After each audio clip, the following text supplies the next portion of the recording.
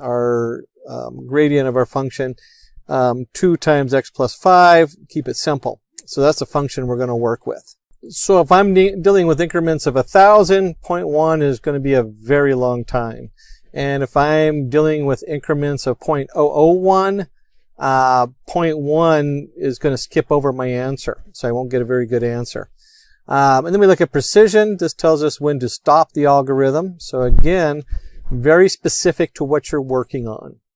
If you're working with money and you don't convert it into a float value, you might be dealing with 0.01, which is a penny. That might be your precision you're working with.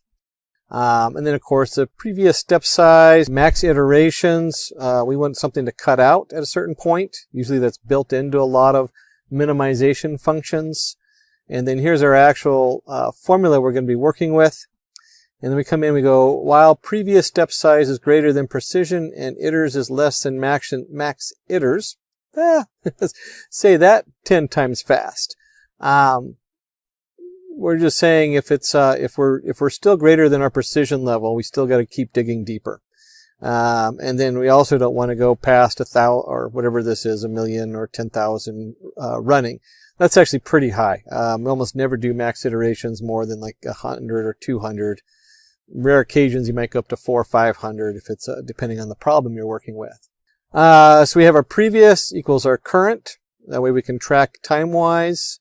The current now equals the current minus the rate times the formula of our previous x. So now we've generated our new version. Previous step size equals the absolute current previous. So we're looking for the change in x. Iters equals iterations plus 1. That's so we know to stop if we get too far. And then we're just going to print the local minimum occurs at x on here. And if we go ahead and run this, you can see right here it gets down to this point and it says, hey, local minimum is minus 3.3222 for this particular series we created. And this is created off of our formula here, lambda x 2 times x plus 5. Now, when I'm running this stuff, you'll see this come up a lot in with the sklearn kit.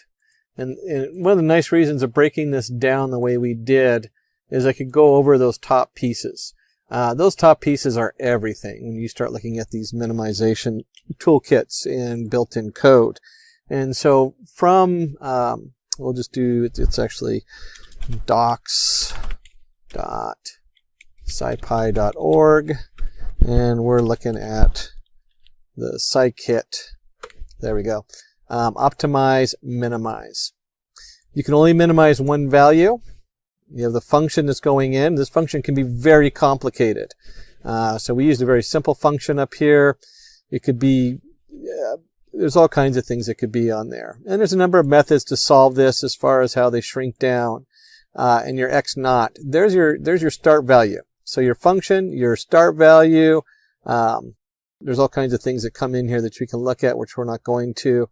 Optimization automatically creates, constraints, bounds. Some of this it does automatically, but the big thing I want to point out here is you need to have a starting point. You want to start with something that you already know is mostly the answer. If you don't, then it's going to have a heck of a time trying to calculate it out. Or you can write your own little script that does this and does a high-low guessing and tries to find the max value.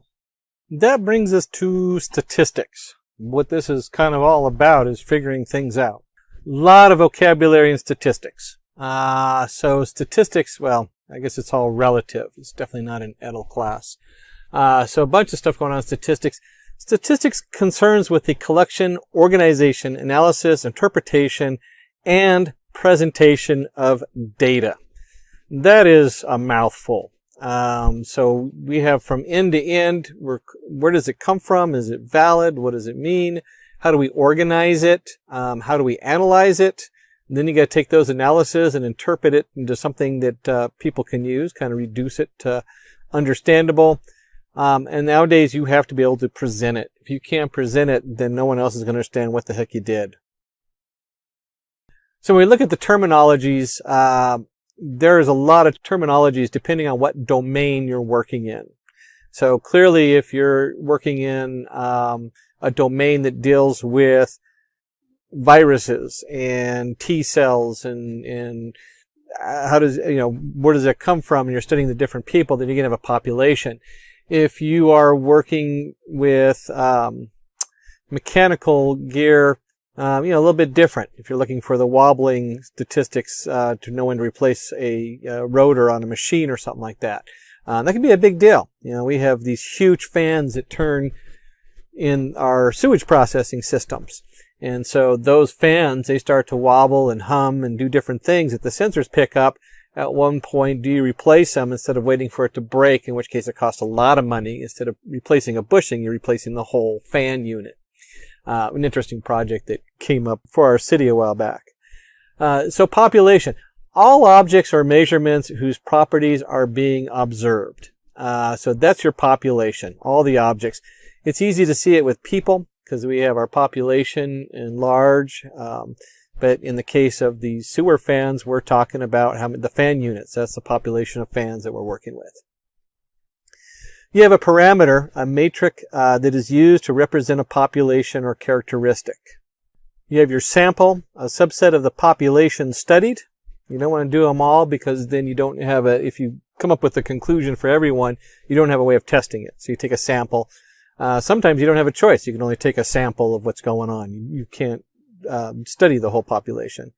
And a variable, a metric of interest for each person or object in a population. Types of sampling. We have a probabilistic approach, selecting samples from a larger population using a method based on the theory of probability. And we'll go into a little bit more deeper on these. We have random, systematic, stratified. And then you have a non-probabilistic approach, selecting samples based on the subjective judgment of the researcher rather than random selection. It has to do with convenience, trying to reach a quota, or snowball. And they're very biased. That's one of the reasons you'll see this big stamp on it that says biased. So you gotta be very careful on that. So, probabilistic sampling. When we talk about a random sampling, we select random size samples from each group or category. So it's as random as you can get. When we talk about systematic sampling, we're selecting random size samples from each group or category with a fixed periodic interval. So we kind of split it up. This would be like a time setup or our different categories. And you might ask your question, well, what is a category or a group? If you look at, I'm going to go back a window. Let's say we're studying economics of an area. We know pretty much that based on their culture and where they came from, they might need to be separated. And so, and when I say separated, I don't mean separated from their place where they live. I mean, as far as the analysis, we want to look at the different groups and make sure they're all represented.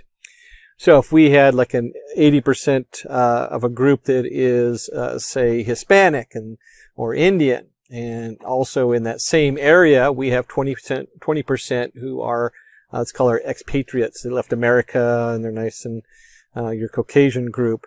We might want to sample a group that is representative of both.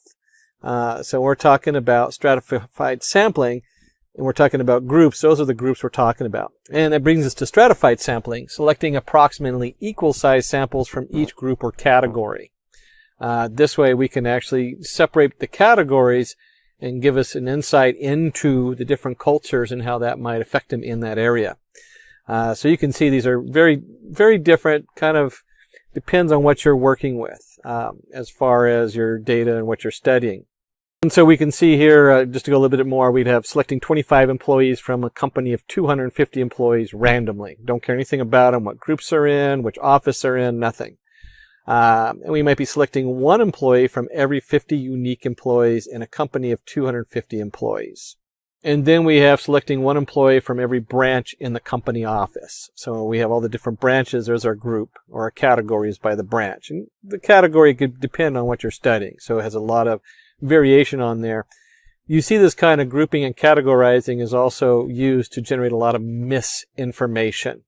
So if you only study one group and you say, this is what it is, then everybody assumes that's what it is for everybody. And so you got to be very careful of that, and it's a very unethical thing to kind of do.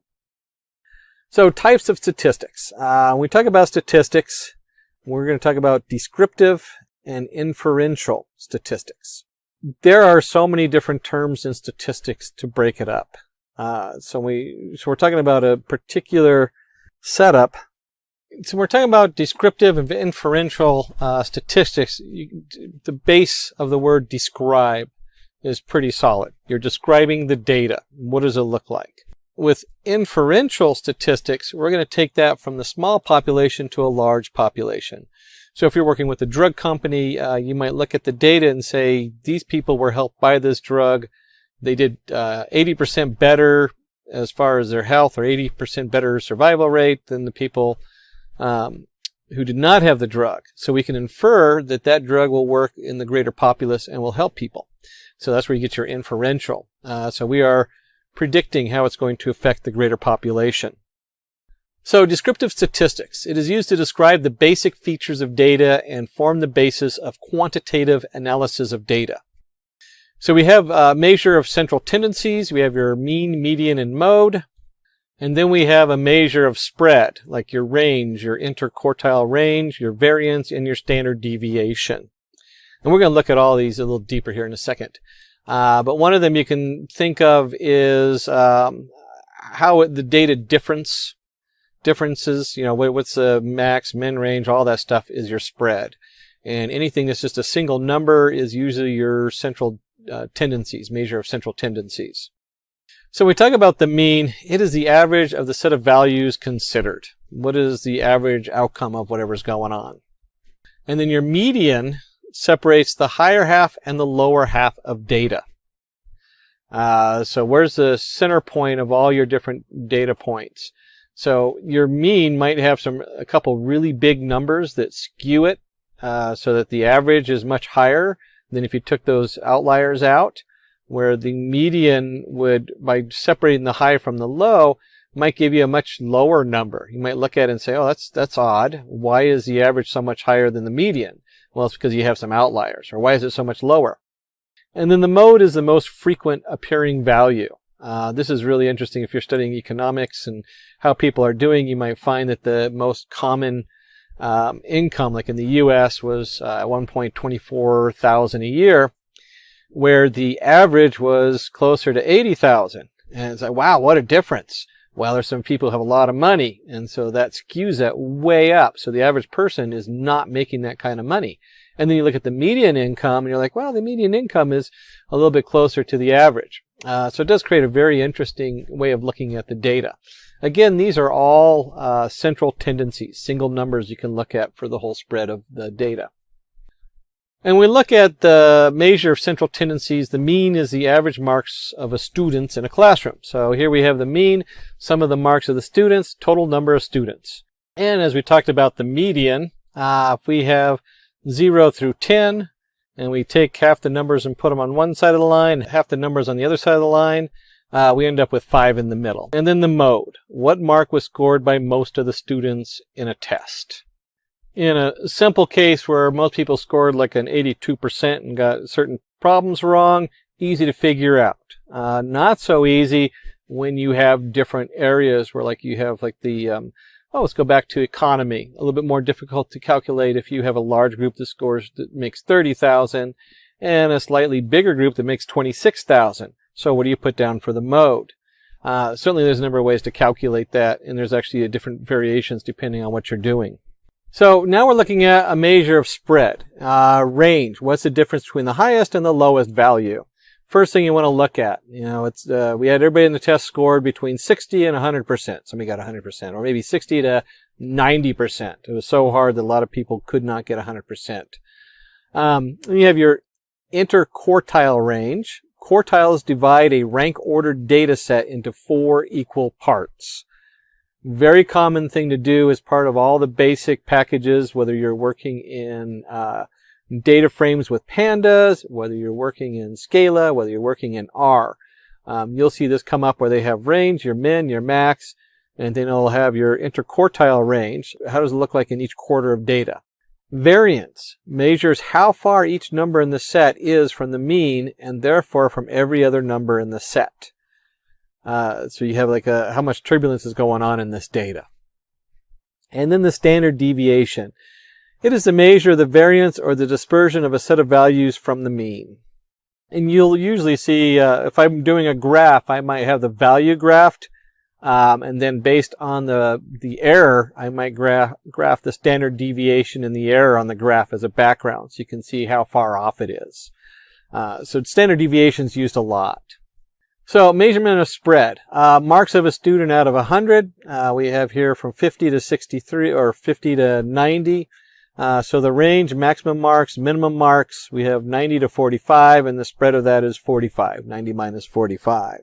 And then we have the interquartile range using the same marks over there. You can see here where the median is, and then there's the first quarter, the second quarter, and the third quarter based on splitting it apart by those values. And to understand the variance and standard deviation, we first need to find out the mean. So here's our calculating the average there. We end up at approximately 66 for the average. And then we look at that and the variance. Once we know the means, we can do equals the marks minus the mean squared. Why is it squared? Because one, you want to make sure you don't have, like, if you're putting all this stuff together, you end up with an error as far as one's negative, one's positive, one's a little higher, one's a little lower. So you always see the squared value and over the total observations. And so the standard deviation equals the square root of the variance, which is approximately 16. And if you were looking at a predictable model, you would be looking at the deviation based on the error. How much error does it have? And that's, again, really important to know. If your prediction is predicting something, what's the chance of it being way off or just a little bit off?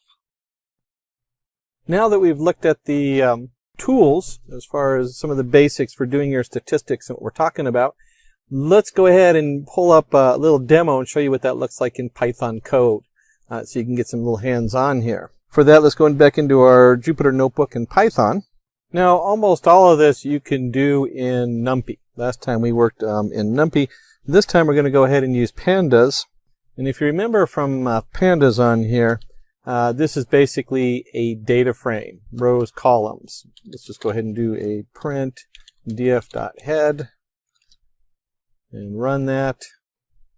And you can see we have the name Jane, Michael, William, Rosie, Hannah, and their salaries on here.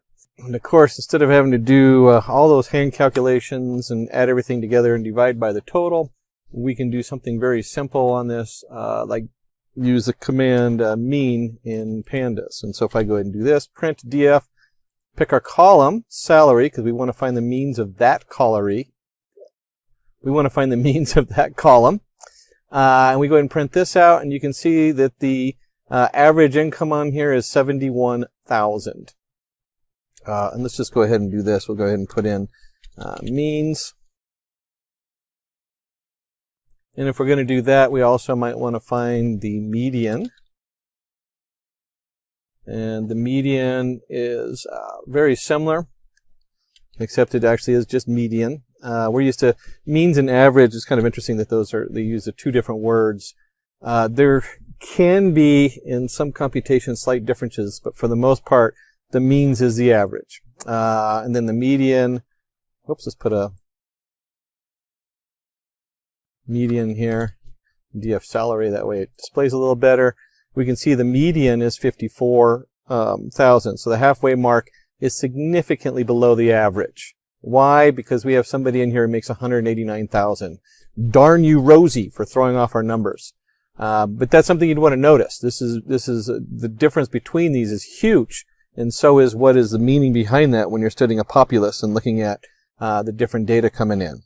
And of course, we also want to find out, hey, what's the most common income that people make in this little tiny sample. And so we'll go ahead and do the mode.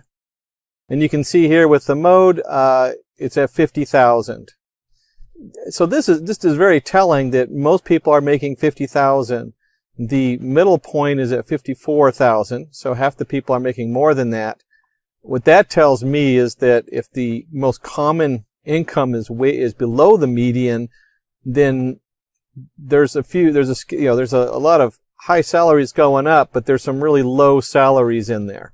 And so this trend, which is very common in statistics, when you're analyzing the economy and different people's income, is pretty common. And the bigger difference between these is also very important when we're studying statistics. And when you hear someone just say, hey, the average income was, you might start asking questions at that point. Why aren't you talking about the median income? Why aren't you talking about the mode, the most common income? What are you hiding? And if you're doing these analyses, you should be looking at these saying, hey, why are these discrepancies? Why are these so different? And of course, with any analysis, it's important to find out the minimum and the maximum. So we'll go ahead. It's just simply dot min will pull up your minimum, and then dot max pulls up the maximum. Pretty straightforward on as far as translating it and knowing what your what your lowest value and what your highest value is here, which you'll use to generate like a spread later on. And real quick on mode, note that it puts mode 0. Like I said, there's a couple different ways you can compute the mode. Although the standard one's pretty good. We can of course do the range, which is your max minus your min. So now we have a range of 149,000 between the upper end and the lower end. And you might want to be looking up the individual values on all of these. But it turns out there is a describe feature in pandas. And so in pandas, we can actually do df salary describe. And if we do this, you can see we have that there's 7 setups. Here's our mean, our standard deviation, which we didn't compute yet, which should just be a .std. And you got to be a little careful because when it computes it, it looks for axes and things like that. We have our minimum value, and here's our quartiles, our maximum value, and then of course the named salary. So these are the basic statistics. You can pull them up and like just describe. This is a dictionary, so I could actually do something like in here I could actually go count and run, and now it just prints the count. So because this is a dictionary, you can pull any one of these values out of here. It's kind of a quick and dirty way to pull all the different information and then split it up depending on what you need. Now, if I just walked in and gave you this information in a meeting, at some point you would just kind of fall asleep. That's what I would do anyway. So we want to go ahead and see about graphing it here. And we'll go ahead and put it into a histogram and plot that graph on it of the salaries. And let's just go ahead and put that in here. So we do our matplot inline. Remember, that's a Jupyter's Notebook thing. A lot of the new version of the matplot library does it automatically, but just in case, I always put it in there. Import matplot library, pyplot is PLT, that's my plotting. And then we have our data frame. I guess I really don't need to respell the data frame. Maybe we could just remind ourselves what's in it. So we'll go ahead and just print df. That way we still have it.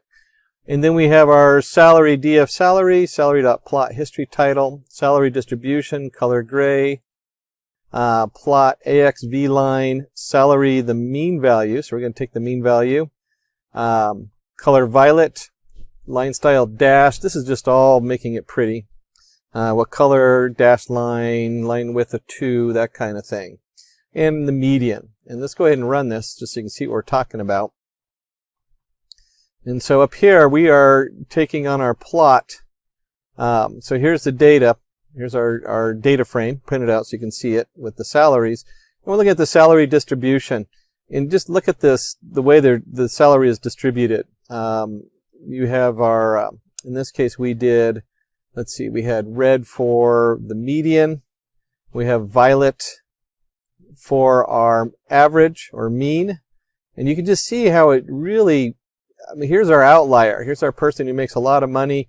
Here's the average, and here's the median. And so as you look at this, you can say, wow, based on the average, it really doesn't tell you much about what people are really taking home. All it does is tell you how much money is in this, what the average salary is.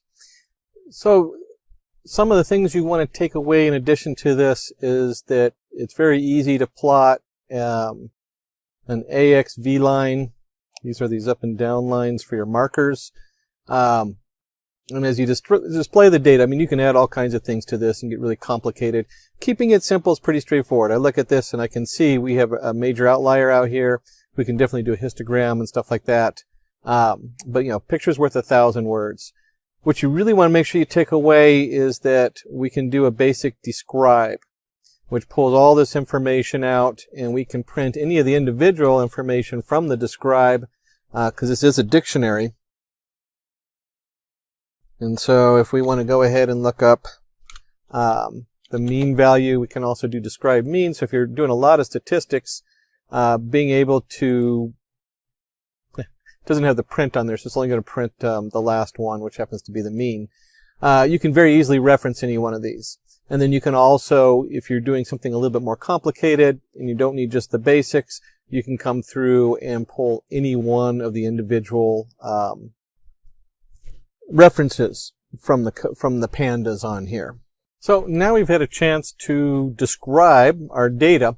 Let's get into inferential statistics. Inferential statistics allows you to make predictions or inferences from data. And you can see here we have a nice little picture of movie ratings, and if we took this group of people and said, hey, how many people like the movie, dislike it, can't say, and then you ask just a random person who comes out of the movie who hasn't been in this study, you can infer that 55% chance of saying liked, 35% chance of saying disliked, or a 10 or 11% chance of can't say. So that's real basics of what we're talking about, is you're going to infer that the next person is going to follow these statistics.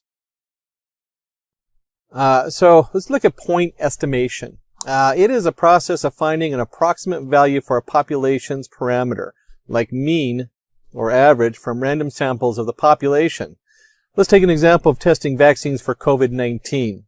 Vaccines and flu bugs, all of that, it's a pretty big thing of how do you test these out and make sure they're going to work on the populace. A group of people are chosen from the population. Medical trials are performed. Results are generalized for the whole population. So here's our small group up here where we've selected them. We run medical trials on them, and then the results work for the population. Nice diagram with the arrows going back and forth and the very scary COVID virus in the middle of one. And let's take a look at the applications of inferential statistics. Very central is what they call hypotheses testing, and the confidence interval, which go with that. And then as we get into probability, we get into our binomial theorem, our normal distribution, and central limit theorem. Hypothesis testing. Hypothesis testing is used to measure the plausibility of a hypothesis, assumption, by using sample data.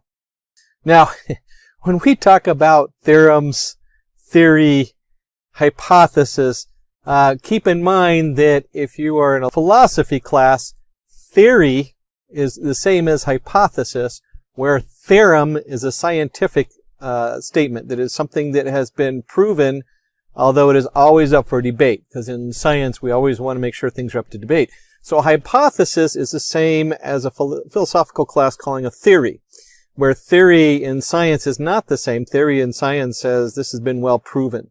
Gravity is a theory. So if you want to debate the theory of gravity, try jumping up and down. If you want to have a theory about why the economy is collapsing in your area, that is a philosophical debate. Very important. I've heard people mix those up, and it is a pet peeve of mine. When we talk about hypotheses testing, the steps involved in hypotheses testing is first we formulate a hypothesis. We figure out the right test to test our hypothesis. We execute the test, and we make a decision. And so when you're talking about hypothesis, you're usually trying to disprove it. If you can't disprove it and it works for all the facts, then you might call that a theorem at some point. So in a use case, let's consider an example. We have 4 students who were given a task to clean a room every day. Sounds like working with my kids. They decided to distribute the job of cleaning the room among themselves. They did so by making 4 chits, which has their names on it, and the name that gets picked up has to do the cleaning for that day. Rob took the opportunity to make chits and wrote everyone's name on it. So here's our 4 people: Nick, Rob, Imlia, and Summer. Now, Rick, Imlia, and Summer are asking us to decide whether Rob has done some mischief in preparing the chits, i.e., whether Rob has written his name on one of the chit. For that, we will find out the probability of Rob getting the cleaning job on first day, second day, third day, and so on till 12 days. The probability of Rob getting the job decreases every day, i.e., his turn never comes up, then definitely he has done some mischief while making the chits. So the probability of Rob not doing work on day 1 is 3 out of 4. There's a 0.75 chance that he didn't do work. 2 days, 3/4 times 3/4 equals 0.56. 3 days, you have 3/4, 3/4, 3/4, which equals 0.42. When you get to day 12, it's 0.032, which is less than 0.05. Remember this 0.05. That comes up a lot when we're talking about certain values, when we're looking at statistics. Rob is cheating as he wasn't chosen for 12 consecutive days. That's a very high probability when on day 12 he still hasn't gotten the job cleaning the room. So we come up to our important terminologies. We have null hypothesis, a general statement that states that there is no relationship between two measured phenomena or no association among the groups. Alternative hypothesis. Contrary to the null hypothesis, it states whenever something is happening, a new theory is preferred instead of an old one. And so the two hypotheses go hand in hand. So your null, this is always interesting in we're talking about data science and the math behind it. It's about proving that the things have no correlation. Null hypothesis says these two have zero relation to each other. Where the alternative hypothesis says, hey, we found a relation, this is what it is. We have p-value. The p-value is a probability of finding the observed or more extreme results when the null hypothesis of a study question is true.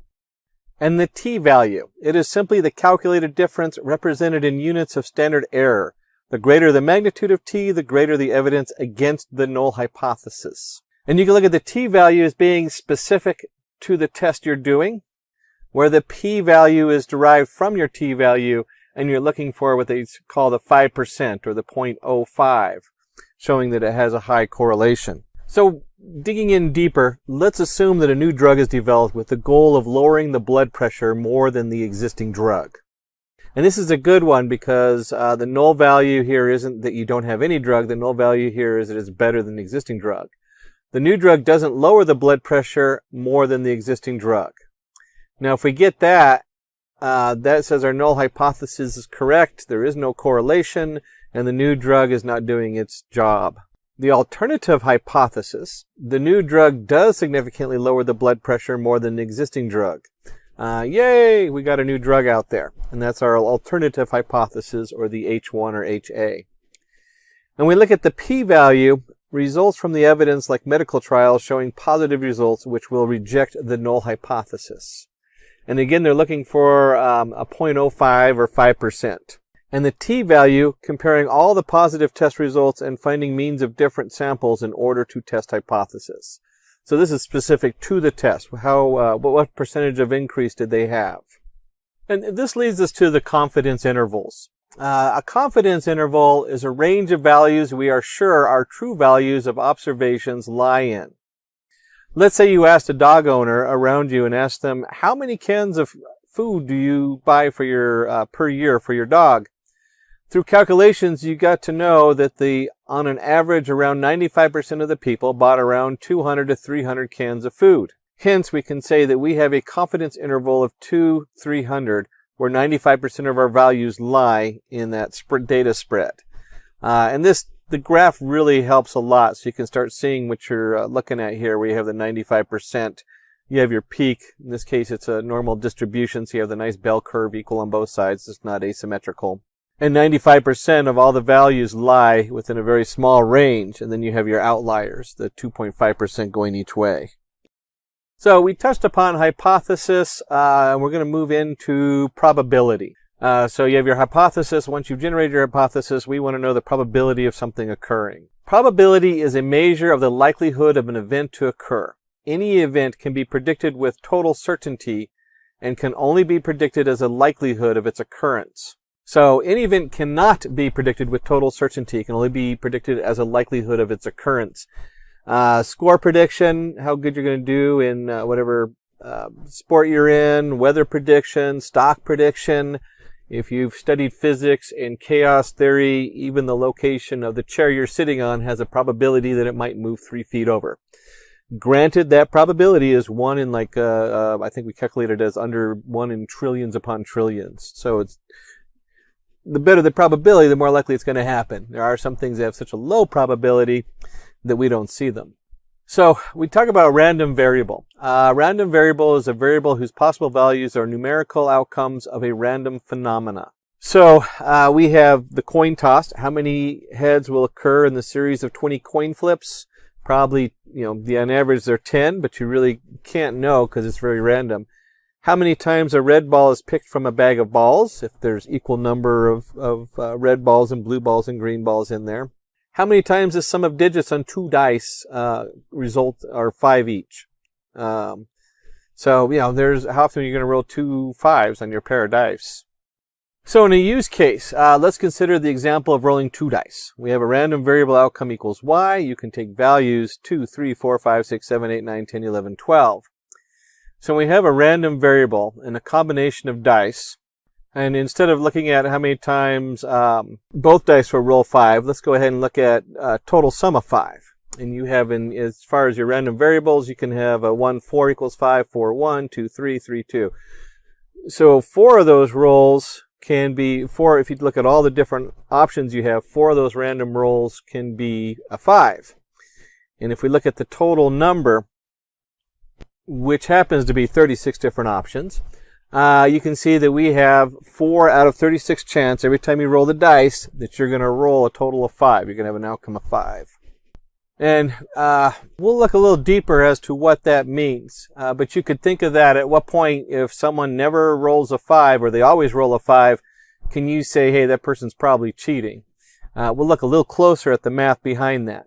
But let's just consider this is one of the cases, is rolling 2 dice and gambling.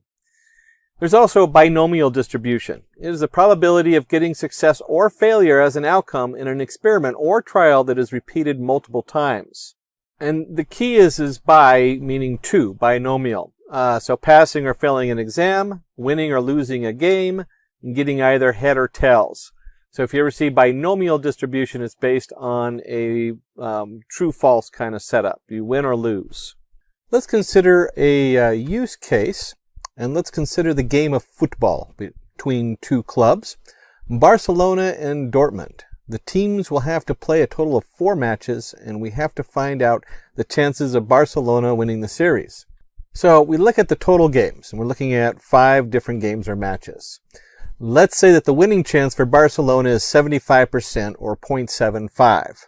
That means at each game, they have a 75% chance that they're going to win that game. And losing chances are 25% or 0.25.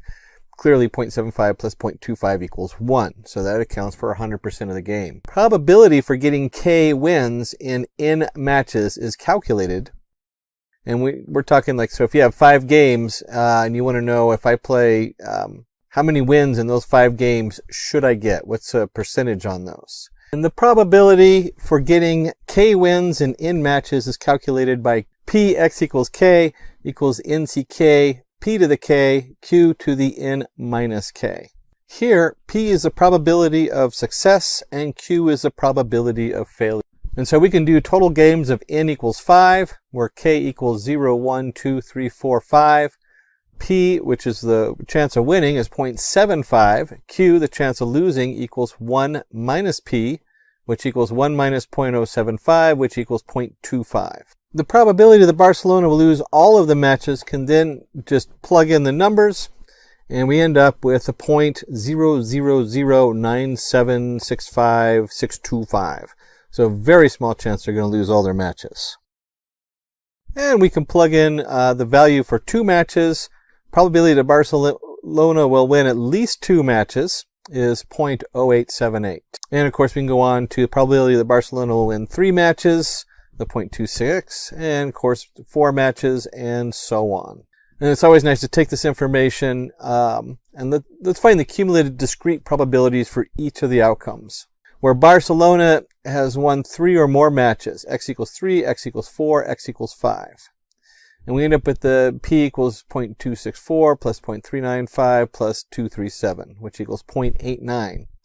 In reality, the probability of Barcelona winning the series is much higher than 0.75. And it's always nice to put out a nice graph so you can actually see the number of wins to the probability and how that pans out with our binomial case. Continuing in our important terminology, location. The location of the center of the graph depends on the mean value. And this is some very important things. So much of the data we look at, and when you start looking at probabilities, almost always has a normalized look, like the graph in the middle. But you do have left skewed, where the data is skewed off to the left, and you have more stuff happening off to the left, and you have right skewed data. And so when this comes up and these probabilities come up where they're skewed, it's really important to take a closer look at that. Mostly you end up with a normalized set of data, but you got to also be aware that sometimes it's a skewed data. And then the height. Height of the slope inversely depends upon the standard deviation. So you can see down here the standard deviation is really large. It kind of squishes it out. And if the standard deviation is small, then most of your data is going to hit right there in the middle. You're going to have a nice peak.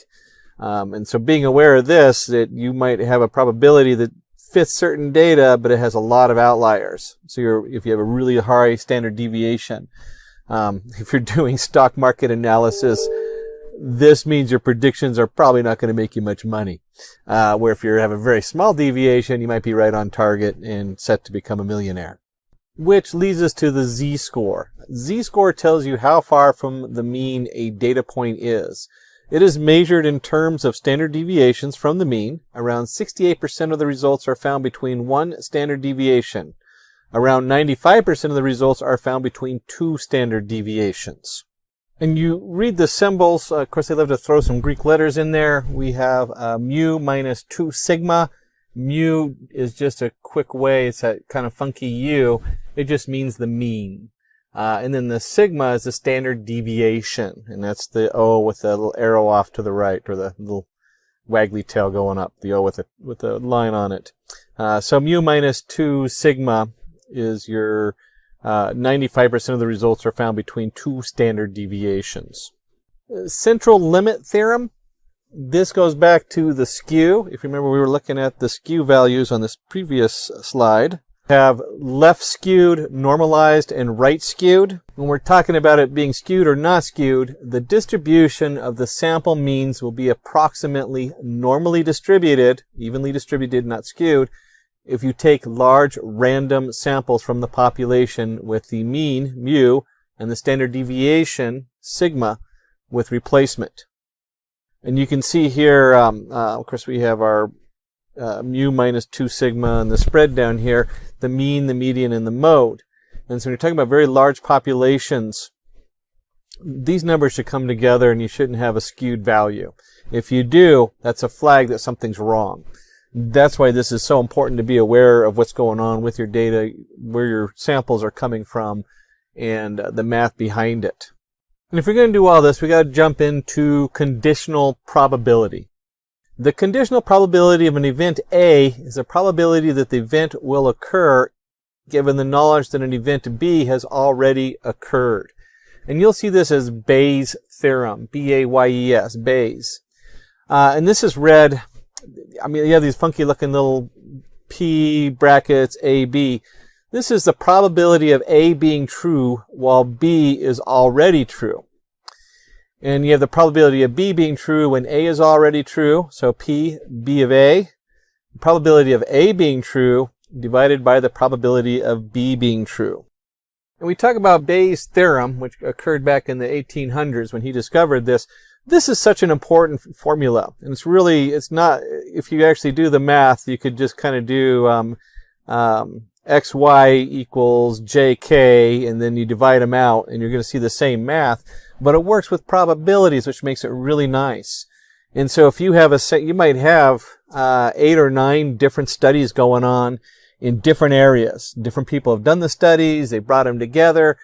If we look at today's COVID virus, the virus spread, certainly the studies done in China versus the studies the way they're done in the U.S., that data is different in each of those studies. But if you can find a place where it overlaps, where they're studying the same thing together, you can then compute the changes that you need to make in one study to make them equal. And this is also true if you have a study of one group and you want to find out more about it. So this formula is very powerful, and it really has to do with the data collection part of the math and data science, and understanding where your data is coming from and how you're going to combine different studies in different groups. And we'll go ahead and go into a use case. Let's find out the chance of a person getting lung disease due to smoking. And this is kind of interesting the way they word this. Let's say that according to medical report provided by the hospital, states that around 10% of all patients they treated suffered lung disease. So we have kind of a generic medical report. They further found out by a survey that 15% of the patients that visit them smoke. So we have 10% that are lung disease, and 15% of the patients smoke.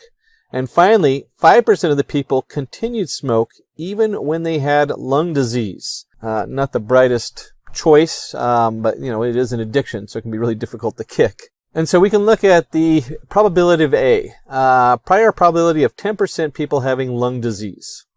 And then probability B. Probability that a patient smokes is 15%. And the probability of B, if B then A, the probability of a patient smokes even though they have lung disease is 5%. And probability of A is B, probability that the patient will have lung disease if they smoke. And then when you put the formulas together, you get a nice solution here. You get the probability of A of B, probability that the patient will have lung disease if they smoke. And you can just plug the numbers right in, and we get a 3.33% chance. Hence, there is a 3.33% chance that a person who smokes will get a lung disease. So we're going to pull up a little Python code. Always my favorite. Roll up the sleeves. Keep in mind, we're going to be doing this kind of like the back-end way, so that you can see what's going on. And then later on, we're going to create, we'll get into another demo which shows you some of the tools that are already pre-built for this. Let's start by creating a set. So we're going to create a set with curly braces. This means that our set has only unique values. So you have a list, you have your tuples, which can never change, and then you have, in this case, the set. So 4, 7, you can't create a 4, 7, comma 4. It'll delete the 4 out. So it's only unique values. And if you use dictionaries, quick reminder, this should look familiar because it is a dictionary where you have a value, and that value is assigned to, or that key is assigned to a value. So you could have a key value set up as a dictionary. So it's like a dictionary without the value. It's just the keys, and they all have to be unique.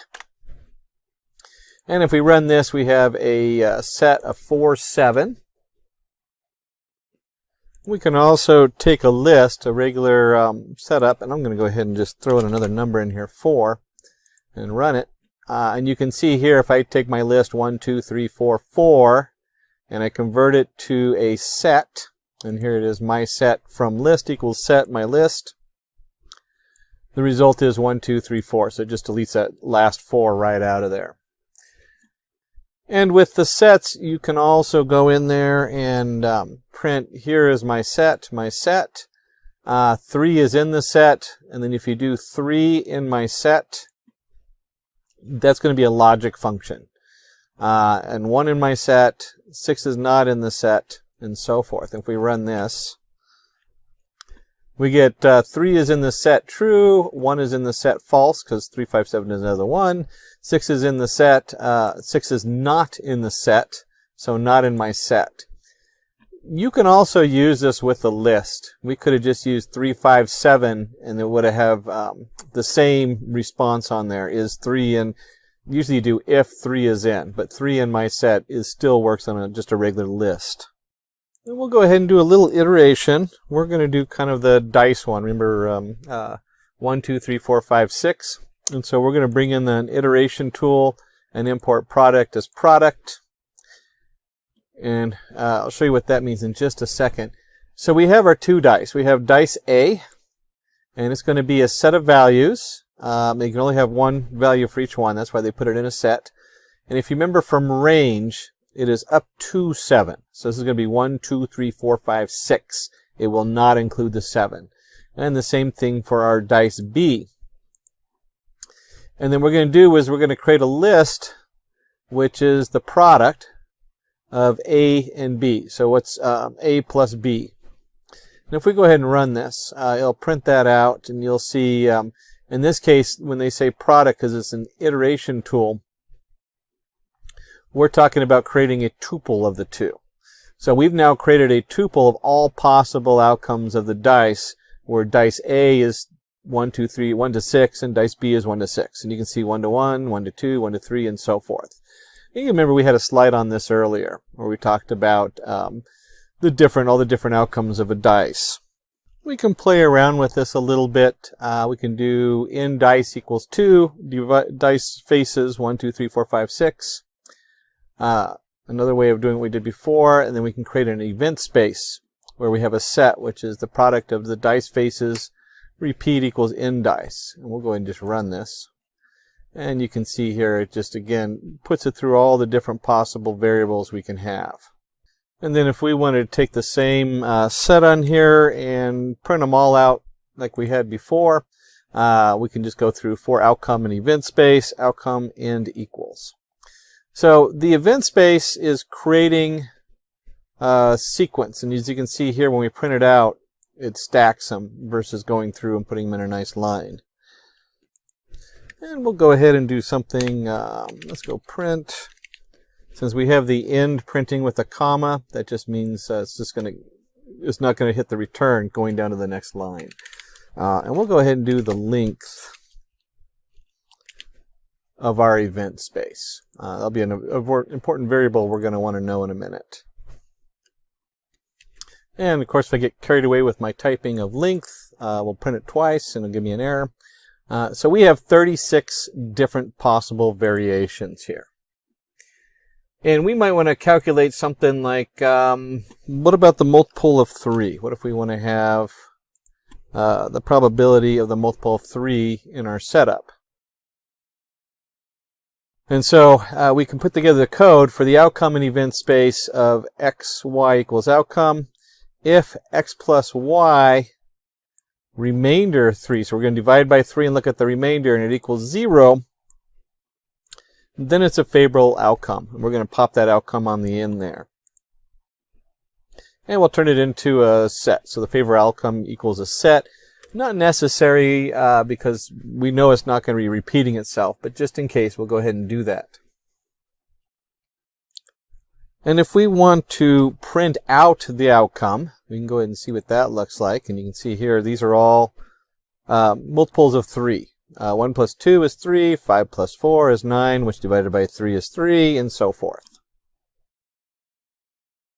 And just like we looked up the length of the one before, let's go ahead and print the length of our F outcome so we can see what that looks like. There we go. And of course I did forget to add the print in the middle because we're looping through and putting an end on the setup on there, so we're going to put the print in there. And if I run this, you can see we end up with 12. So we have 36 total options. We have 12 that are multiple that add up to a multiple of 3. And we can easily compute the probability of this by simply taking the length of our favorable outcome over the length of the event space. And if we print it out, let me put that in there, probability, last line, so we can just type it in, we end up with a 0.3333 chance. And it's roughly a third.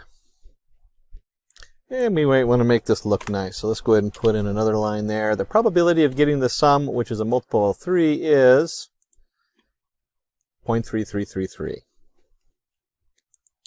We can compute the same thing for 5 dice. And if we do this for 5 dice and go ahead and run it, you can see we just have a huge amount of choices. So it just goes on and on down here. And we can look at the length of the event space.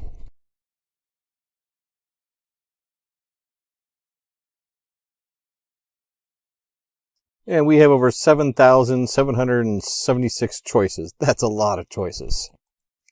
And if we want to ask the question like we did above, what is the sum, where the sum is a multiple of 5 but not a multiple of 3. We can go through all of these different options, and then you can see here D1, D2, D3, D4, D5 equals the outcome. And if you add these all together and the division by 5 does not have a remainder of 0, but the remainder is also of a division by 3 is not equal to 0. So the multiple of 5 is equal to 0, but the multiple of 3 is not. We can just append that on here, and then we can look at that favorable outcome. We'll go ahead and set that, and we'll just take a look at this. What's our length of our favorable outcome?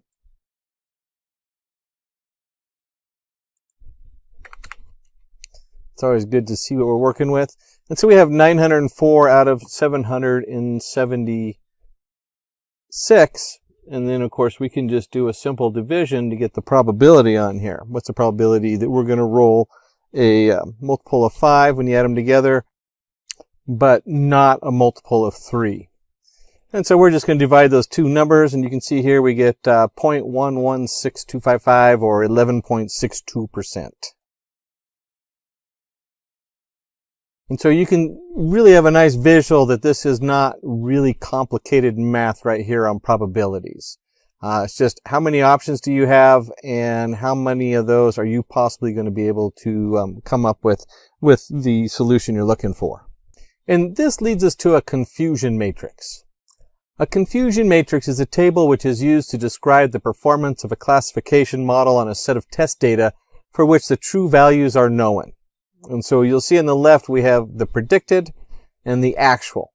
And we have a negative, false negative, positive, true positive, and then we have false positive and true negative.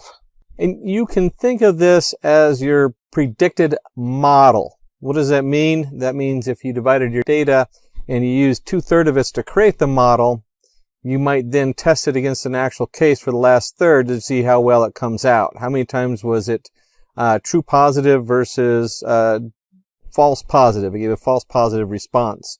And you can imagine in medical situations, this is a pretty big deal. You don't want to give a false positive. So you might adjust your model accordingly so you don't have a false positive. Say with a COVID virus test, it'd be better to have a false negative and they go back and get retested than to have 30% false positives where then the test is pretty much invalid. So in a use case like cancer prediction, let's consider an example where a cancer prediction model is put to the test for its accuracy and precision. Actual result of a person's medical report is compared with the prediction made by the machine learning model. And so you can see here, here's our actual predicted, whether they have cancer or not. You know, cancer, a big one. You don't want to have a false positive. I mean, a false negative. In other words, you don't want to have it tell you that you don't have cancer when you do.